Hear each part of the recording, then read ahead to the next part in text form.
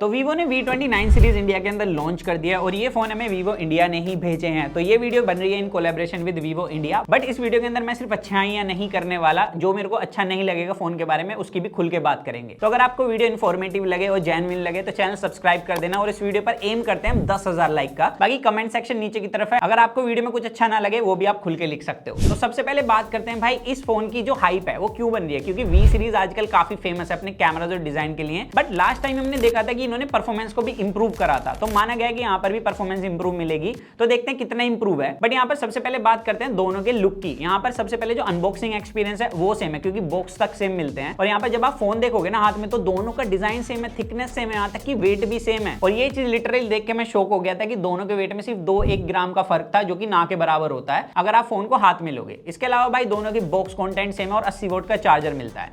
बाकी ये सारी चीजें सेम है। अब यहाँ पर जहां Vivo V29 Pro और V29 में डिफरेंस होगा वहां पर मैं आपको रोक के बता दूंगा, क्योंकि मैं चाहता हूं कि वीडियो शॉर्ट बने और इन्फॉर्मेटिव बने, आपको सारी चीजें अच्छे से समझ आए। तो सबसे पहले डिजाइन की बात कर लेते हैं। लास्ट टाइम के कंपैरिजन में कैमरा मॉड्यूल थोड़ा सा चेंज है और बैक पहले मैट मिलती थी, अभी यहाँ पर ग्लॉस फिनिश है। और ये जो मेरे पास कलर है हिमालयन ब्लू कलर है, और यहाँ पर जो डिजाइन है ना वो भी हिमालय से ही इंस्पायर है। जैसे कि देखो मैं इसे टिल्ट कर रहा हूँ तो एक तरीके से जैसे माउंटेन की पीक होती है ना, वैसा सा डिजाइन देखने के लिए मिलता है। बट इसका डिजाइन मेरे को एक तरीके से और डिफरेंट लगा। जैसे कि आप सी को देखोगे ना ऊपर से और रिफ्लेक्ट होती है लाइट वेव्स पे, तो भाई वैसा सा भी डिजाइन है इसका। तो भाई काफी कूल सा डिजाइन है और लास्ट टाइम के कंपैरिजन में डेफिनेटली इंप्रूव करा गया है। और अच्छी बात यह है कि अगर आप V29 भी बाय करते हो ना, वहां पर भी सेम ही डिजाइन मिल रहा है और सेम ही बिल्ड है। बैक में ग्लास मिलता है, साइड का फ्रेम प्लास्टिक का है और दोनों की इन हैंड फील अच्छी है। भले यहाँ पर फोन बड़े हैं, 6.78 इंच की डिस्प्ले है, बट उसके बाद भी आप एक हाथ से दोनों फोन को यूज कर सकते हो, क्योंकि फोन स्लिम है और लाइट वेट भी है। बस V29 में जो एक डिफरेंस है वो ये है कि यहाँ पर 3 कलर मिलते हैं और प्रो के 2 कलर है। V29 में एक रेड कलर और एक्स्ट्रा मिलता है। इसके अलावा डिस्प्ले लास्ट टाइम जैसी मिलती है, कर्व पैनल है। और कर्व मेरे को एक बात अच्छी लगती है कि Vivo ज्यादा भी नहीं देता, कम भी नहीं देता, ये काफी प्रीमियम फील होता है। और इस फ्रंट में जो प्रोटेक्शन है दोनों के, वो स्कोट सेंसेशन की है। बाकी यहाँ पर जो डिस्प्ले का साइज है वो एमोलेड है, एक तो 6.78 इंच साइज मिलता है,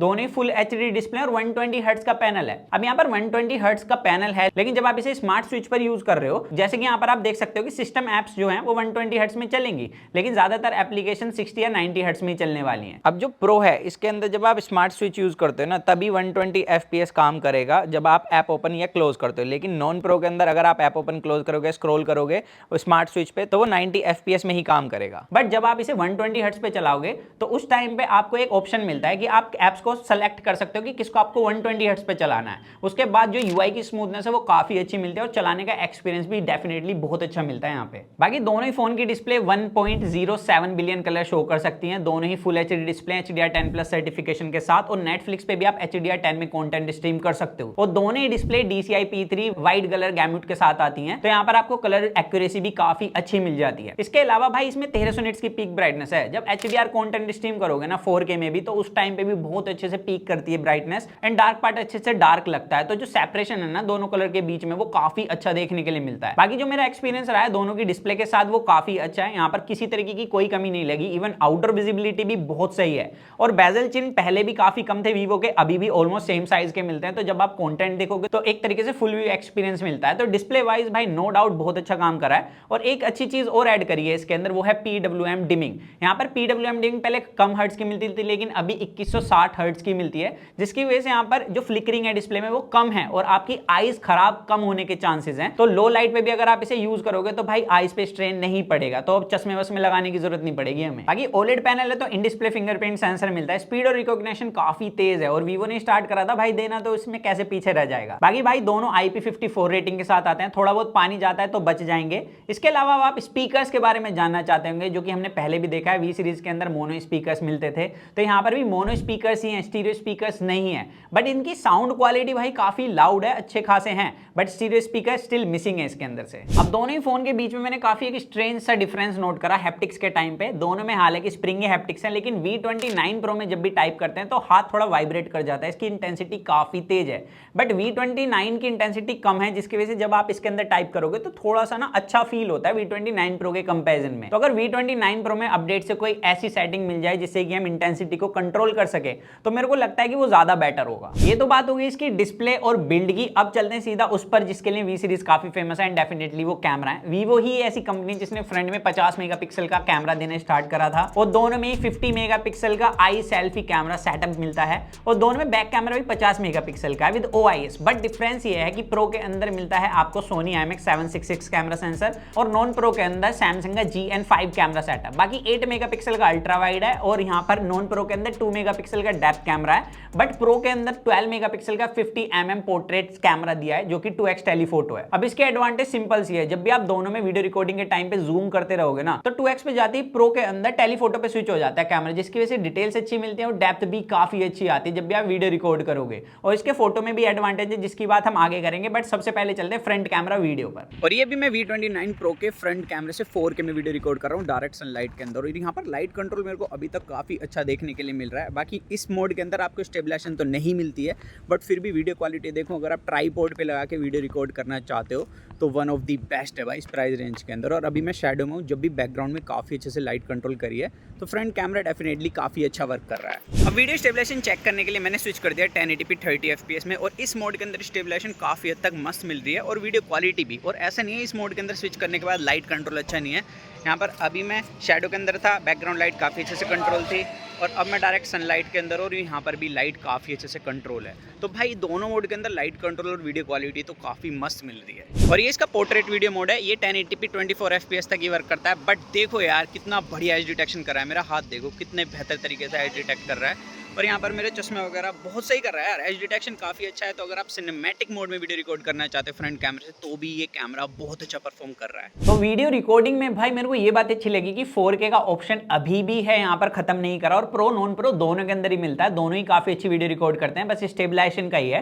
तो यहाँ पर आप ट्राईपॉड पे लगा के अगर खुद की वीडियो रिकॉर्ड कर रहे हो तो बहुत सही है यहाँ पर, क्योंकि डिटेल्स लाइट कंट्रोल डेफिनेटली बहुत अच्छा है। इसके अलावा पोर्ट्रेट वीडियो मोड भी हमने देखा, यहाँ पर एज डिटेक्शन बहुत सही मिलता है, लाइट कंट्रोल भी अच्छा है पोर्ट्रेट मोड के अंदर। अब बैक कैमरे पे चले ना तो भाई यहाँ पर 4K 30 fps तक मस्त स्टेबलाइजेशन मिलती है। एंड यहाँ पर हमने जानबूझकर बिल्कुल हार्श लाइट में वीडियो रिकॉर्ड करी है। एंड यहाँ पर जैसे मैं शैडो में जा रहा हूँ एक्सपोजर शिफ्ट भी नहीं मिल रहा, जो कि वीवो में पहले मिलता था। तो ये चीज काफी फिक्स करी गई है भी वीवो की तरफ से। और भाई वीडियो क्वालिटी नो डाउट बहुत अच्छी है, स्टेबलाइजेशन भी काफी अच्छी मिल जाती है। बाकी पोर्ट्रेट मोड बैक कैमरे का भी काफी अच्छा वर्क करता है, यहाँ पर हाथ पे भी देख लो, हेयर से भी देख लो, तो वन ऑफ द बेस्ट है। अगर ये सेम प्राइस में आता है ना फोन तो यहाँ पर डेफिनेटली कैमराज इंप्रूव करे गए हैं दोनों ही फोनों के, और दोनों ही फोन के अंदर सेम सेटिंग्स मिलती है वीडियो रिकॉर्डिंग के। और यहाँ पर नॉन प्रो भी काफी अच्छी वीडियो रिकॉर्ड कर लेता है विद स्टेबलाइजेशन। अब इसके अलावा अगर हम चलें फोटोज पर तो फोटो में सिंपल सा है भाई, फ्रंट में जैसे कि सेल्फी एक्सपर्ट बोला जाता है तो नो डाउट यहाँ पर सेल्फी एक्सपर्ट अभी भी है। एक तो यहाँ पर आपको फ्रंट कैमरा जो 50 मेगापिक्सल का मिलता है ना, ये अल्ट्रा वाइड लेंस के साथ है जिसमें आप ग्रुप सेल्फी वगैरह इजीली ले सकते हो। इसके अलावा फ्रंट कैमरे में आपको 3 मोड मिलते हैं, एक तो अल्ट्रा वाइड वाला, एक 1x और एक 2x। फोटोज आपके सामने है, डिटेल्स काफी अच्छी मिलती है भाई, लाइट कंट्रोल डायरेक्ट सनलाइट के अंदर बहुत सही है। एंड मेरे को ना इसकी फोटोज डेफिनेटली बहुत सही लगी प्राइस के हिसाब से, डिटेल्स अच्छी मिलती है, यहाँ पर लाइट कंट्रोल अच्छा है। अगर आप शैडो में बैकग्राउंड में लाइट है वहां पर भी लाइट अच्छे से कंट्रोल कर लेता है, अपोजिट लाइट भी लाइट अच्छे से कंट्रोल करता है।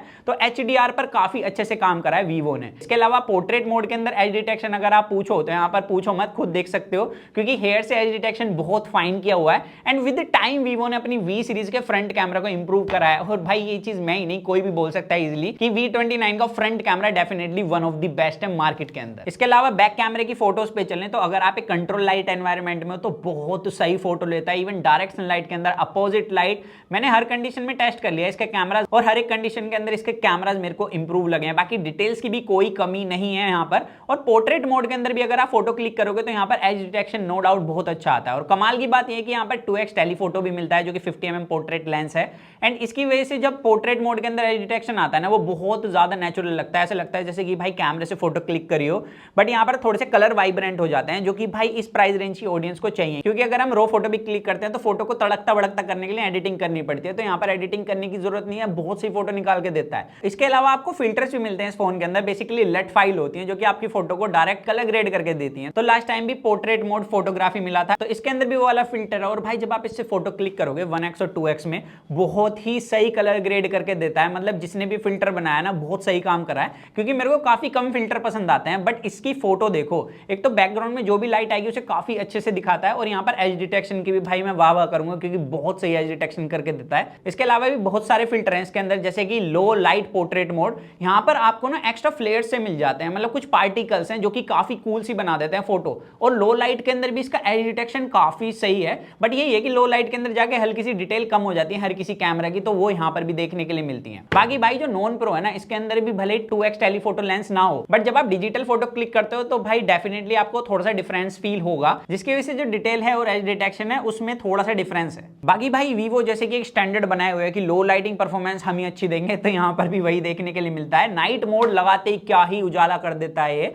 तो भाई लो लाइटिंग परफॉर्मेंस के लिए अभी भी मार्केट के अंदर V29 सीरीज बेस्ट कहूंगा, मतलब V सीरीज का पहले भी नाम था, अभी भी है, और इससे ऊपर X सीरीज आती है। इसके अलावा 8 मेगापिक्सल का अल्ट्रा वाइड मिलता है। साइड से मेरे को थोड़ी सी ब्लरी लगी इमेज, अदरवाइज लाइट कंट्रोल और जो मिड में डिटेल मिलती है वो ठीक मिलती है दोनों ही फोन के अंदर। बाकी 2 मेगापिक्सल का जैसे कि आपको पता है डेप्थ कैमरा सेंसर मिलता है, जो कि पोर्ट्रेट के अंदर हमने देख लिया और इसका टेलीफोटो भी देख लिया। बट अभी कैमराज में एक चीज रह गई है भाई, पहले एक ऐसे सर्कल वाली फ्लैश लाइट मिलती थी, बट इस बार ये ओरा लाइट ऐड करी है और ये एडेप्टिव है। अगर आप इसे ऑटो पर लगा के तो एनवायरनमेंट के हिसाब से ऑटोमेटिकली टेंपरेचर चेंज कर लेगी अपनी लाइट का, जिससे कि फोटोज अच्छी निकल कर आए। बट आप इसे चाहे तो मैनुअली भी चेंज कर सकते हो, जैसे कि यहां पर देख सकते हो ऊपर की तरफ ऑप्शन मिलता है, क्लिक करते हैं यहां से आप टेंपरेचर चेंज करोगे तो पूरी लाइट ही चेंज हो जाती है। ब्लू से लेके ऑरेंज तक ये पूरी हो रही है, और ये एस्थेटिक फोटो क्लिक करने के लिए भी काफी यूजफुल लगी मेरे को। मानो बैकग्राउंड में रेड लाइट है, मेरे को चेहरे पे ब्लू लाइट चाहिए, वो कॉम्बिनेशन होता है ना, काफी कूल सा लगता है, तो वो भी आप क्लिक कर सकते हो इससे। तो ये मेरे को काफी ज्यादा मस्त इनोवेटिव चीज लगी है, जो कि फोन के अंदर मैंने काफी लंबे टाइम बाद देखी है। बाकी अब चलते हैं दोनों की परफॉर्मेंस में, जो कि इन्होंने इंप्रूव करी है लास्ट V सीरीज से, और इन दोनों में डिफरेंस भी आता है उसी पॉइंट पे ज्यादा। लाइक Vivo V29 के अंदर 778G प्रोसेसर मिलता है और UFS 2.2 की स्टोरेज है विद LPDDR4X रैम। वहीं पर प्रो के अंदर आपको मिलता है Dimensity 8200 प्रोसेसर और यहां पर UFS 3.1 की स्टोरेज है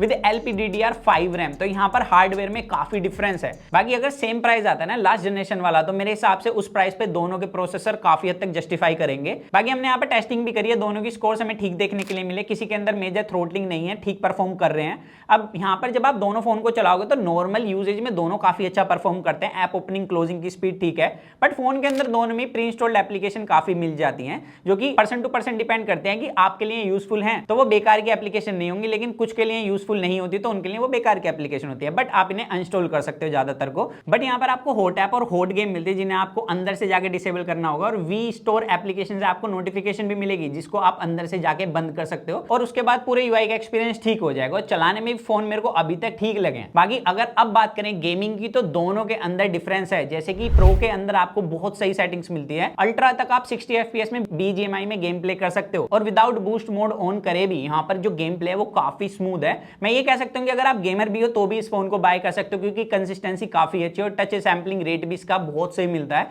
इंटेंस सिचुएशन में यहाँ पर काफी अच्छे से परफॉर्म करता है, मतलब अचानक से बंदे आ जाए तो आप भून सकते हो उन्हें। बट यहाँ पर V29 में डिफरेंस है, क्योंकि 60 FPS का ऑप्शन सिर्फ आपको स्मूथ में मिलता है, उसके ऊपर अल्ट्रा तक आपको 45 FPS का ही गेम प्ले मिलता है। बट यहाँ पर भी बूस्ट मोड के बिना गेम प्ले काफी सही मिलता है, आप आराम से इसके अंदर भी BGMI प्ले कर सकते हो बिना किसी रुकावट के। तो प्राइस पॉइंट के हिसाब से जो परफॉर्मेंस है वो काफी इंप्रेसिव है। अब यहाँ पर वीवो ने लास्ट जनरेशन कंपैरिजन में जो चेंजेस करे हैं, लाइक वीवो V29 के अंदर ब्लूटूथ 5.2 मिलता है और प्रो के अंदर ब्लूटूथ 5.3 मिलता है, तो बेटर कनेक्टिविटी मिलेगी अब आपको ब्लूटूथ डिवाइसेस की। इसके अलावा दोनों की बैटरी सेम है, 4600 mAh की बैटरी है विद 80 वोल्ट फास्ट चार्जिंग। बाकी दोनों फोन चार्ज भी काफी तेजी से हो जाते हैं, और बैटरी बैकअप अभी तक मैंने जितना यूज करा है ठीक ही मिल रहा है। तो अगर प्राइस दोनों का सेम आता है और सेम डिस्काउंट मिल जाता है, जो कि आया तो मैं फ्लैश कर दूंगा, यहाँ पर आप देख सकते हो, तो भाई मेरे हिसाब से काफी अच्छी डील होने वाली है, चाहे परफॉर्मेंस, कैमरा, डिस्प्ले, हर चीज में। तो आप इन्हें बाय कर सकते हो, लेकिन मैं इसका रिव्यू भी लाऊंगा। अगर आपका कोई क्वेश्चन है बाय करने से पहले तो आप मुझसे कमेंट सेक्शन में पूछ सकते हो,